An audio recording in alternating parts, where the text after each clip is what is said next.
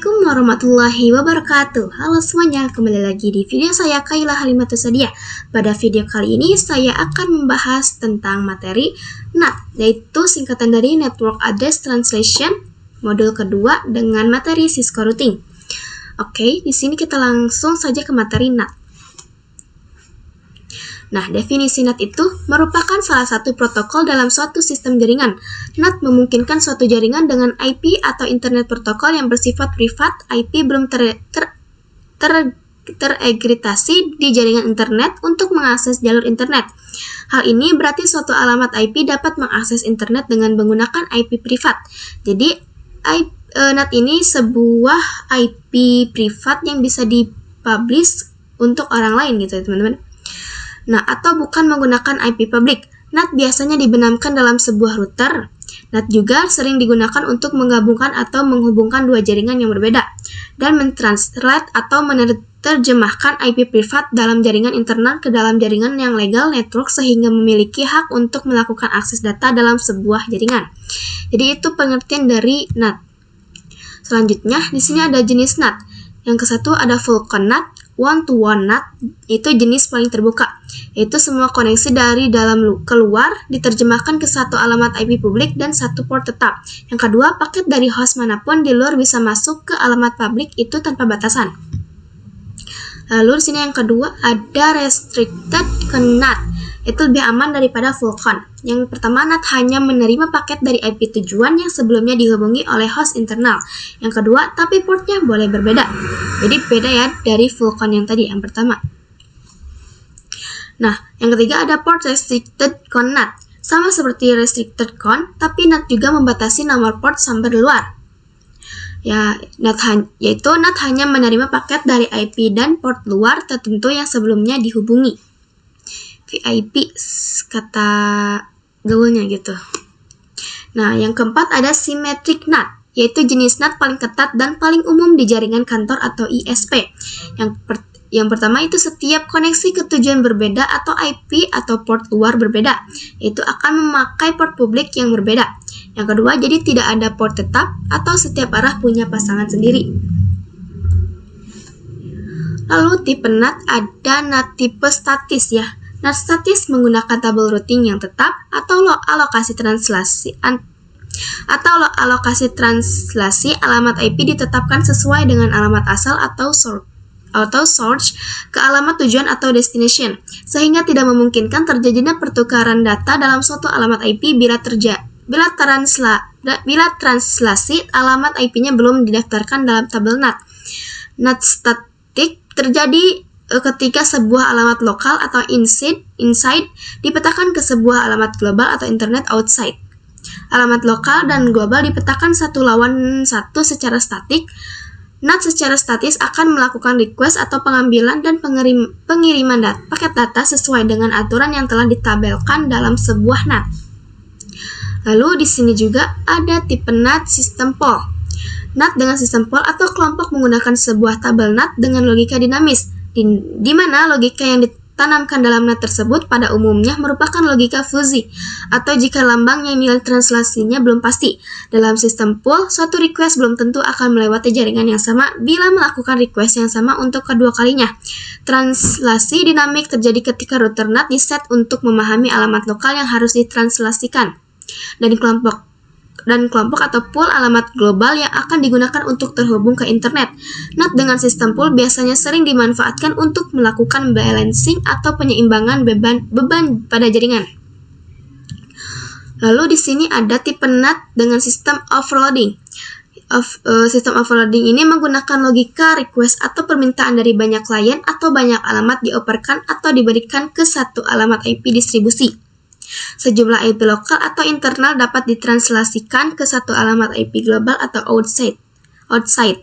Sejumlah IP lokal atau internal dapat ditranslasikan ke satu alamat IP global atau outside. Hal ini sangat menghemat penggunaan alokasi IP dari ISP. Sharing atau pemakaian bersama satu alamat IP ini menggunakan metode port multiplexing atau perubahan port ke paket outbound. Nah, jadi itu dia ya tipe dan jenis-jenis NAT. Nah, pada konfigurasi untuk ke Cisco-nya, saya akan menggunakan tipe NAT yang overloading. Nah, dia menggunakan logika atau permintaan dari banyak klien ya, untuk diberikan pada alamat IP distribusi. Seperti itu. Oke, kita lanjut saja ke aplikasi Cisco Packet Tracer-nya. Bye-bye. A few moments later. Oke teman-teman, di sini saya sudah masuk ke aplikasinya ya. Nah, seperti biasa sebelum kita konfigurasi pada jaringan NAT ini, kita akan membuat topologi atau menyiapkan perangkatnya terlebih dahulu. Nah, yang aku butuhkan itu kita gunakan satu server, lalu kita gunakan router yang ini 9.11.11. Pakai 3 router ya teman-teman. Lalu mau menggunakan satu switch yang ini.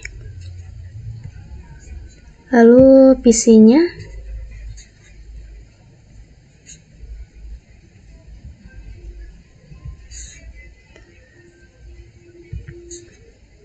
dua ya. Lalu kita akan gunakan media transmisi kabel otomatis aja ya biar cepat.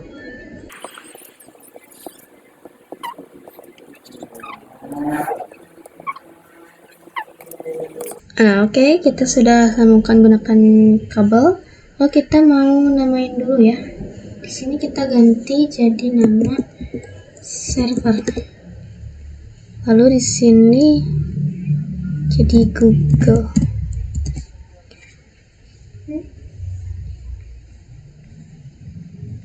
Ini ISP.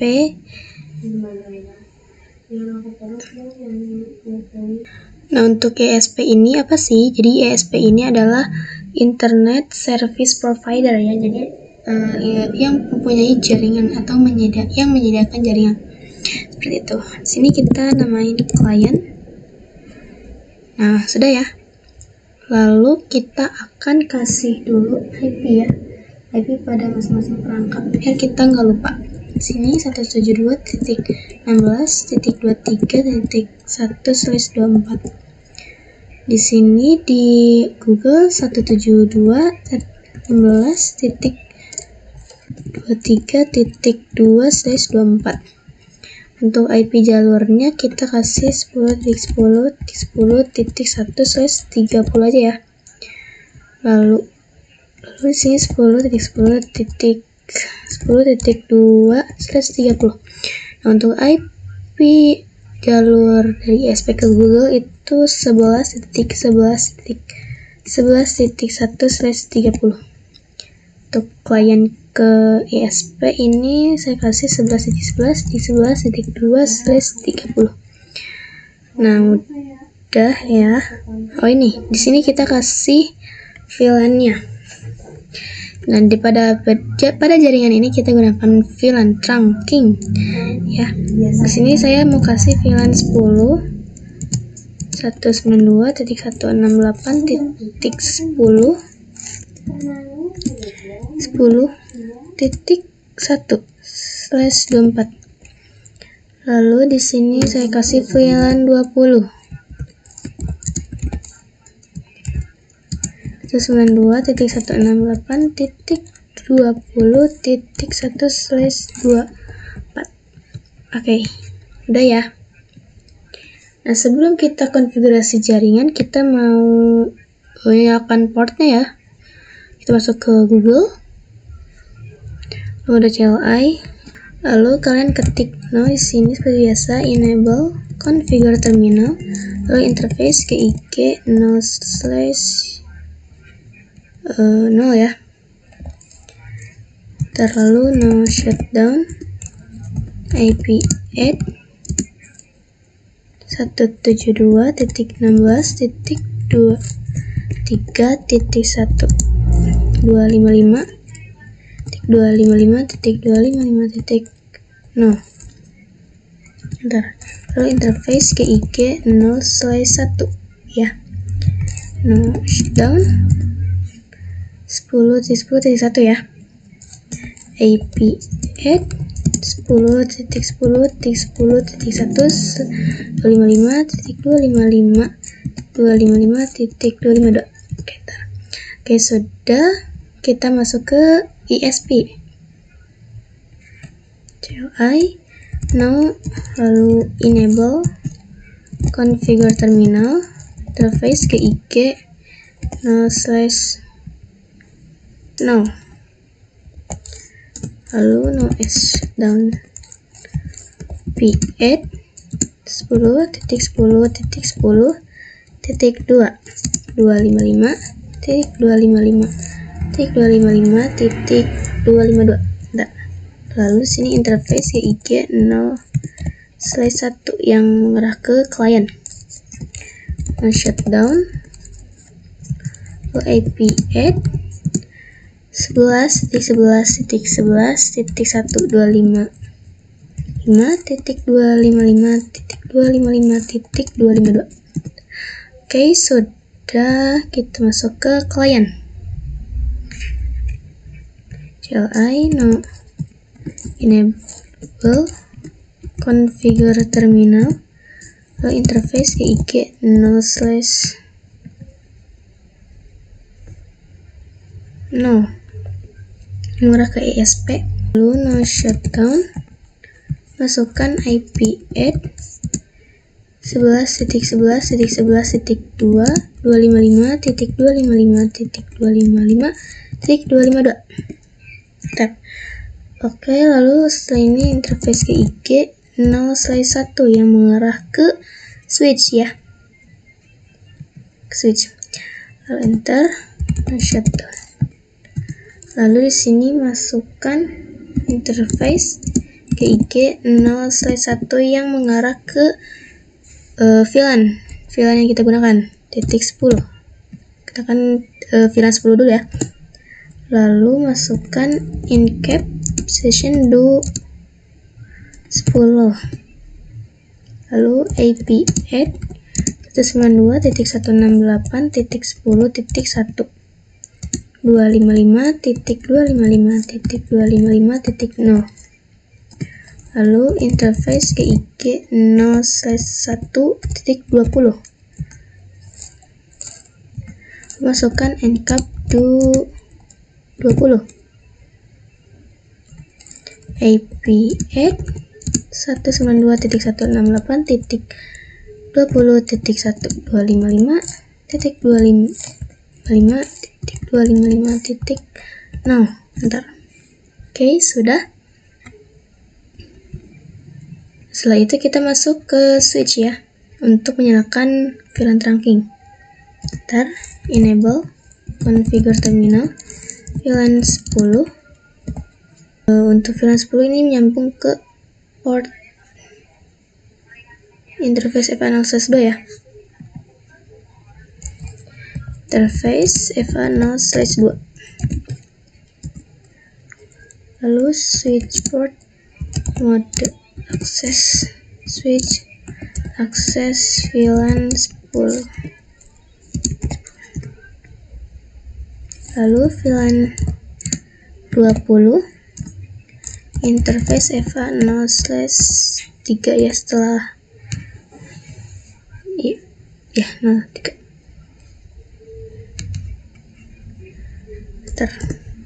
Lalu switch port mode akses switch akses VLAN 20. Lalu interface FA0/1 yang tadi ya, yang mengarah ke switch tadi. Lalu switch port mode trunk switch trunk allowed VLAN 10-20. Bentar. Nah, ini sudah ya teman-teman untuk menyalakan port dan menyalakan trunknya, VLAN trunkingnya. Lalu kita masukkan IP terlebih dahulu ya. Desktop IP configuration, masukkan 192.168.10.2 aja ya, 2. Nah, untuk default gateway-nya 192.168.10.1. Nah, isi 1 juga ya. Function 192.168.20.2. Lalu di sini 192.168.20.1. Oke. Nah, lalu setelah itu kita mau masuk ke server ya, untuk memasukkan IP server atau IP publiknya. Desktop, IP configuration, di sini masukkan 172.16.23.1. Titik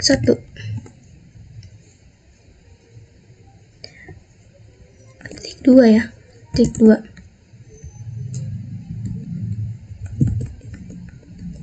.255.0. Lalu di sini 172.16.23.1. Oke.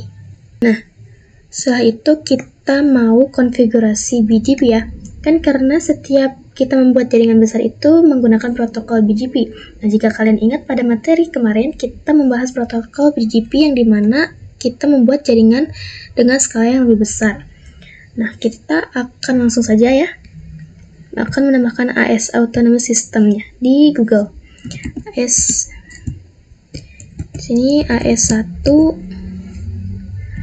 sini AS2. Oke, sudah.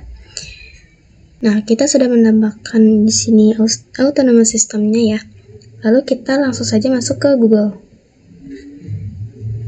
Nah, di sini kalian exit, lalu masukkan router BGP 1, lalu naik bor ya untuk meremot router sebelah, router ISP, itu 10.10.10.2. Remote AS, kita akan meremote AS2 ya, yang ISP 2. Enter. Lalu network 10.10.10.0. Max-nya 255.255.255.252. Oke, lalu network 172.16.23.0. Max-nya 255.255.255.0. Oke, sudah. Lalu kita masuk ke router ISP. Enter.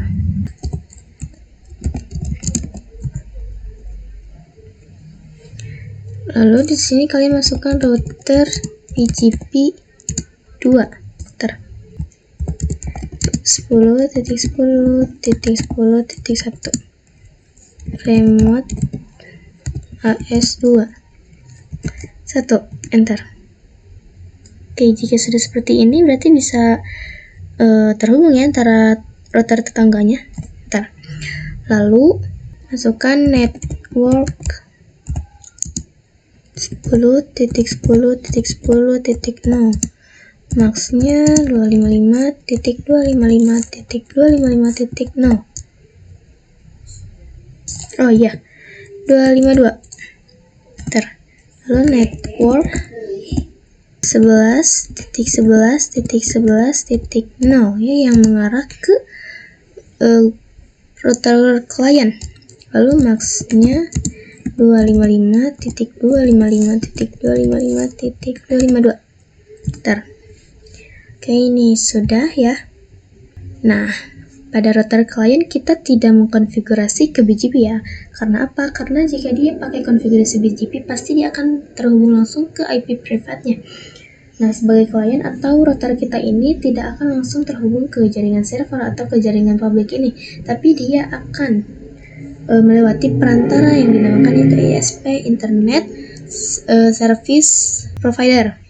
Jadi ISP ini sebagai jembatan atau lalu lalang dari klien ke server. Seperti itu. Lalu gimana cara kerja dari NAT tersebut? Nah, dari NAT tersebut dia akan menerjemahkan IP privat ini melalui klien. Melalui klien dia akan menerjemahkan lalu mengirim ke IP publik ini. Jadi tugas klien ini adalah sebagai menerjemahkan atau mentranslate gitu, agar si IP private ini bisa terkoneksi ke IP publik gitu. Nah, lalu kita akan masuk ke ISP untuk mengecek root-nya. Do show IP root. Atau mengecek BGP-nya ada. Di sini sudah ada ya, teman-teman. 17.16.23.0. Lalu kita ke Google. Do show IP root.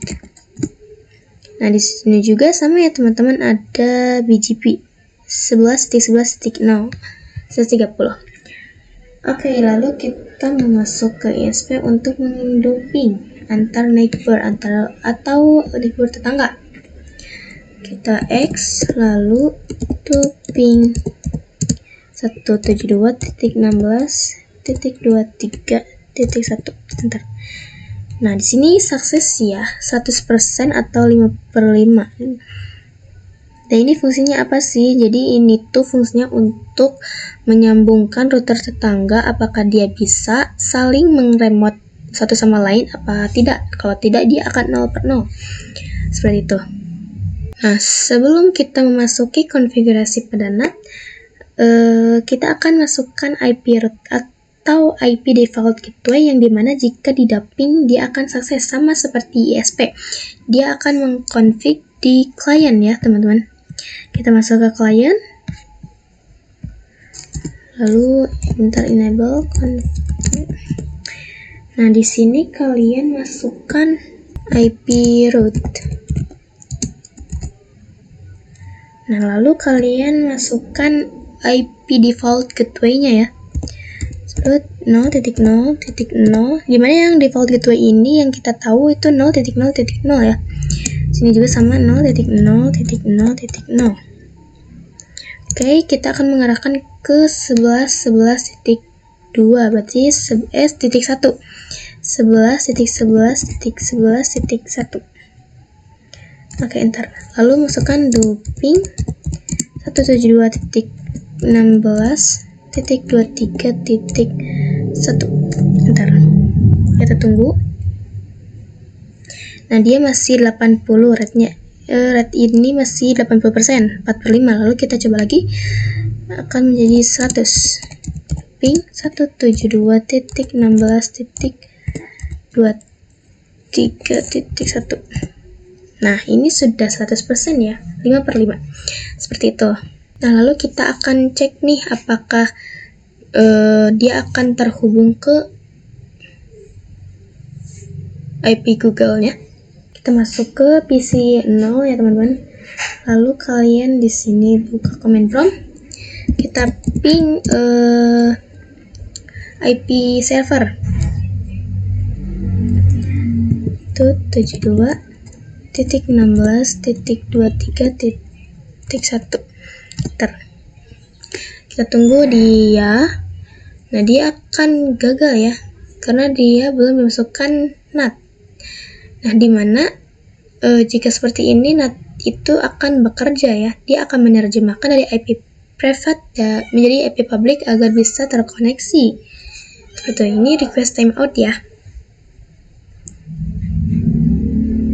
Oke, jadi dari situlah kita akan mengetahui dari cara bekerja NAT itu sendiri. Kita langsung saja konfigurasi NAT. Kita masuk ke klien. Di sini kalian masukkan akses list 1 permit yang mengarah ke VLAN 10 ya, 192.168 atau subif VLAN 10 10.0, yang dimana kita akan menerjemahkan dari kembalikan subnet max. Jadi AWC ya, singkatan AWC itu 0.0.0.255.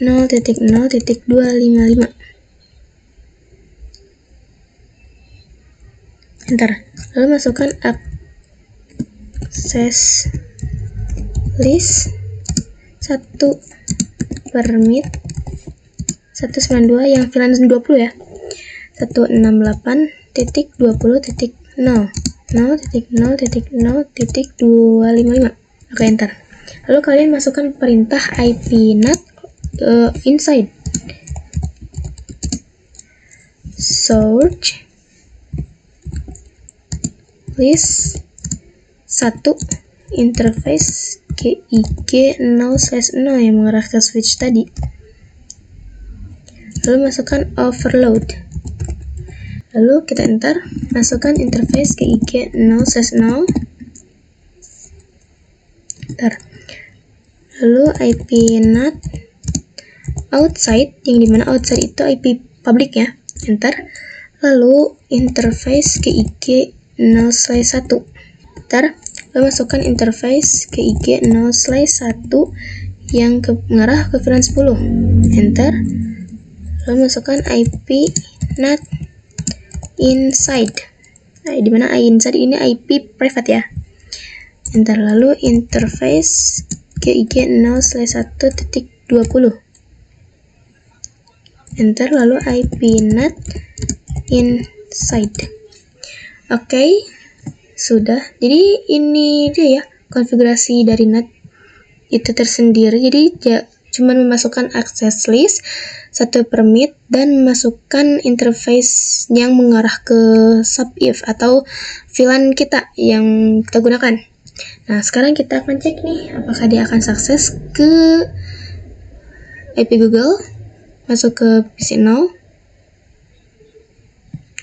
command prompt, lalu kita masukkan IP server 8.23.1. Enter. Nah, reply from berarti ini sudah berhasil ya teman-teman.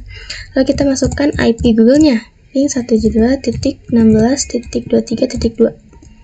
Enter.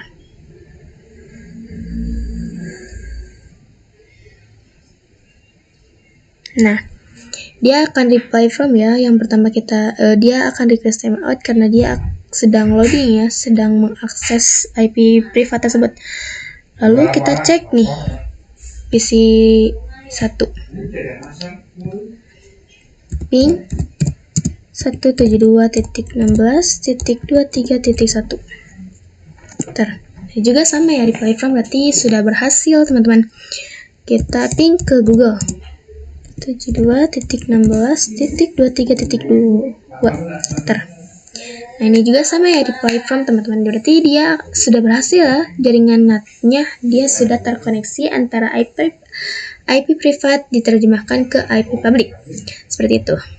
Kita coba kirim surat nih dari PC 0 ke server. Nah, successful dari PC 1 ke server. Oke, successful juga. Nah, jadi seperti itu dia ya konfigurasi daripada NAT itu sendiri. Oke, mungkin cukup sekian ya video dari saya. Semoga kalian bisa memahami materi yang saya sampaikan dan semoga kalian bisa langsung mempraktekkannya jika kalian ingin tahu bagaimana cara NAT itu bekerja. Seperti itu. Jadi ini simulasi dari NAT itu sendiri. Oke, jadi itu saja. Cukup sekian dari saya. Wassalamualaikum warahmatullahi wabarakatuh.